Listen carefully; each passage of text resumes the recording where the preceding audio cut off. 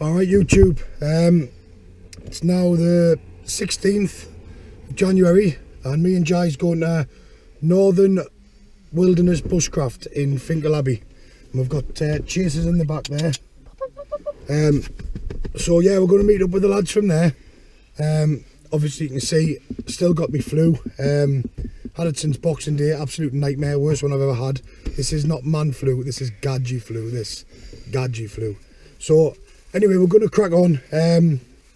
Going down to -5 I think it is tonight, so it'll be a cold one, but we've got plenty of gear, plenty of warm gear, and looking forward to it.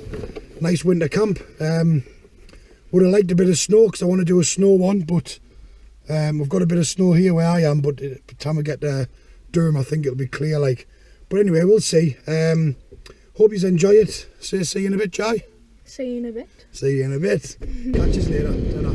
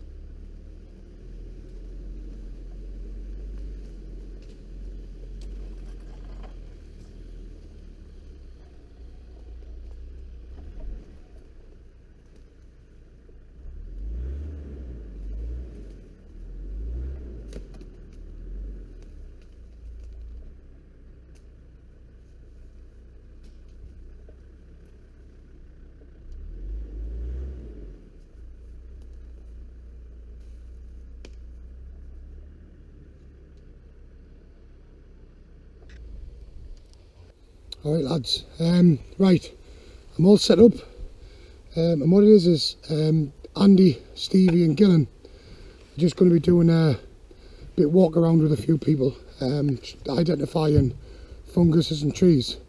So I'll bring you along and you can watch a bit of that, right?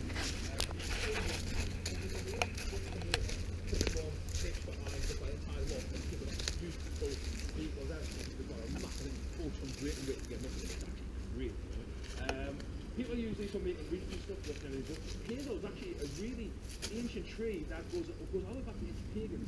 The beautiful thing about it, today you get things called witch hazel, which is obviously good for antiseptic, for spots, things like that. Anything you want to kind of get rid of is really good if you're for medicinal use and all sorts of things. But what I really like about the hazel is it's nicked, because a rod like this, perfect, this is the exact diameter and stuff, would have once been used back in the ancient pagan tradition to make things called wands with, which were used in ceremonial purposes and stuff like that, and the belief is being used to get spirits out of people's homes and all sorts of things, and the belief next spiritually is actually fantastic.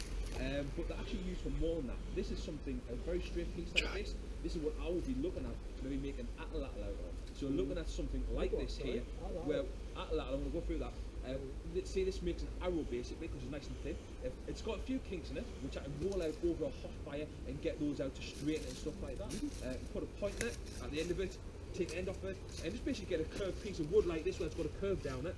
On this side here, carve a point in it, and basically I've got a piece that comes up like that, arrow goes in it, put some feathers on it, and you get this throw, so you get a good 100-150 yard spear, basically, is the hunting stuff. Aboriginal style things, but this is the kind of thing you can use it for. Bow and arrow, and again, this is the thing you can make arrows out of, do deflections out of things like feathers and stuff like that. But this wood here is what I call the eating wood, and the reason being is, guys, is that this is the wood that I tend to turn to when I'm going to make something to eat with. I am a bit spoons, forks, things like that as well. So I use hazelwood. Hazel itself is a fantastic tree, absolutely fantastic in its uses. And it's very easy recognisable. It's very good to, it's obviously, you need to top it. So at some point they do need to be chopped out because they need to grow and they keep growing bigger. The more cops, the bigger they get and the longer and the older they become. But this here is also used for making fences. For instance, if I was going to make a woven fence, you've seen the fence with the wove, yeah? And you haven't got willow and things like that. Lots of these are going to do it because it's flexy, you see, so it works really well. So you can make woven fences out of this kind of stuff as well. It's just that the uses for this is fantastic. Andy, have you anything to say about here? In England, is second to the great oak as a national tree. It's obviously known as Scots pine because predominantly found in Scotland. However, it's a dying species on a major threat, and sadly it is disappearing from our woodland, so it is a protected tree. We are trying to get more of this in the UK and stuff like that to try and bring it back. This tree here is absolutely outstanding. The difference between a normal pine and the Scots pine, one, you can see it's got this red bark to it. Don't get confused in Canada that those are the trees got similar red bark. But with this particular tree, the thing I really like about this tree, it's not just obviously its coloration and stuff like that, but the way the branches on this grow. If you look up at the bottom, they grow up and flop over. They do. They're not like a normal pine tree where pine trees are very straight and go up towards slightly, like a Christmas tree kind of thing. These trees kind of go, huh, and like just a really unique, lovely looking tree. With this tree here though, it's a fantastic tree. It's got many different uses. I've got one of the nodules here and I've just put a little hole in it. I wonder if you just come up one at a time and have a sniff inside there so you can get the smell of the fat wood. Just smell like a... Can you smell that? It's like, it's like a piney, turpentine-y kind of smell. Yeah? Come on guys, have a listen. It's a lovely smell, Jai, isn't it? Come on, have a smell. No. Pine's nice. Yeah? And that's antiseptic as well. You smell in there, it's glue, everything. Right, now Andy, if you want to come forward, I'll sniff here. I'm just going to tell you a bit more about the uses of this tree. Pretty much like the pine nodules there that Steve's got. There's one there as well. And what you can do, it's a great accelerant for a fire because it's got turpentine in, and that's sort of like what the smell is, really, isn't it? Yeah, did you? So, and there's a few different methods you can use it for the fire. If the tree's damaged, you can sort of, you'll be able to see the resin sort of coming out the tree, and it's after once it's been there for a while, it'll sort of dry up and go a little bit hard. That's what these balls are here, where it's dried up. And like the nodules stick out, sort of like the bark's just sort of formed over the top of it. And what you can do is when you've got the solid sort of pine pitch, is you can break it up into loads of fine dust, just like sort of like on a split piece of wood. So you've got loads of fine dust, and that there would take a spark straight away, and it would start smoke like straight into flames pretty much. Yeah. That's good. Now obviously this here, if we would take this off, the resin that's going to come out of there is going to leak. It's literally glue pretty much. Once we take this resin here and we collect it with a stick, whichever way you want to, and you take it back to the fire, you get some charcoal from the fire, you push it down to the dust, mix it together, and you've got then a solid glue. I mean, it's like what's it like? Epoxy. It's epoxy. It's solid. I've got an arrowhead made out of it in the car. Yeah, it literally it goes hard plastic. Fantastic. That's what it's like. It's literally unreal. And you can get that from taking this, and obviously you can use that. You can store it because once it dries on the edge of a stick, it's dry, just like this blob, and then it sticks like a lollipop. And then when you need it, you put a bit of fire, it comes loose. Take whatever you need off. Yeah, and let it cool down. The crazy thing is in this world we Right, live I in, didn't have you picking us up on here, but me and Jai's just been out for a little bit of a wander with the lads, basically doing a bit of tree identification with a bit of tracking. We've really enjoyed it, haven't we, Jai? Hey, you're not just nodding, I cannot see you nodding. Yeah.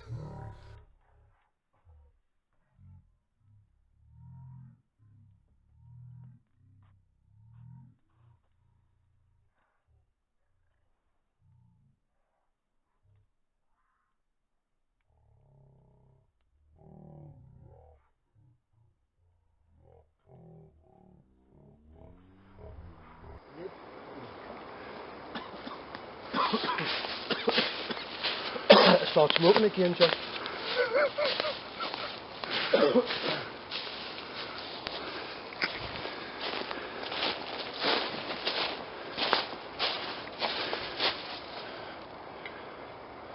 This is where it's at, boys, isn't it? Alright.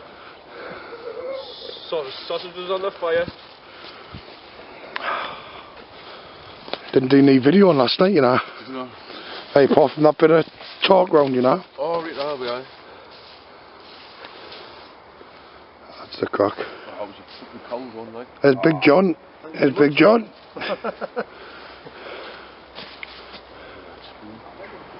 Right, I haven't done much video on peeps, but this is a shelter that a lad and lass have built themselves. It was a Christmas present. They've come to the Northern Wilderness bushcraft and they stopped in that last night.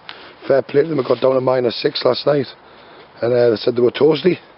It's a cracking little setup. They made like a bed, raised bed, and they had a roll mat over the top and the sleeping bags. 2 of them were lovely, and they had a fire. Obviously a long fire in front of them, and they said it actually worked perfectly. They weren't cold, so fair play to them. Now killing. How you doing, guys? And there's the lassie there and the lad that come all the way. Is it York they've come from? York, Whitby, Scarborough way. She bought me for a Christmas present. Good Christmas present, that. Type of missus that you want. Aye, innit, aye. And she's up for the crack as well. And she's up for the crack, yeah, definitely. That's where it's at. That's where it's at. 100%. Dog's still happy. Like I say, I haven't done much video, and we didn't get started last night till late. Time it got dark and everything. Got my tea on and everything. It was too dark for film, so just come round here a little bit today. But had a lovely day. Got down to -6, like I say. Lovely and warm in the roof tent. Drive was lovely and warm. So it's been good. Winter camp, really enjoyed it. So I'll bring you back in a bit. Right, there was another lad last night come down, and he slept in this. Basically had his fire. Apparently he was lovely and warm last night, so fair play. Had his gear under there, all his bag and everything under that one, and then he slept in that one with the fire, and he was toasty. So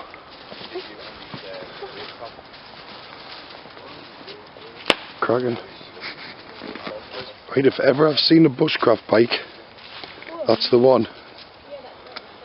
The size of the tyres on it. Stevie's. You'll get stuck with that.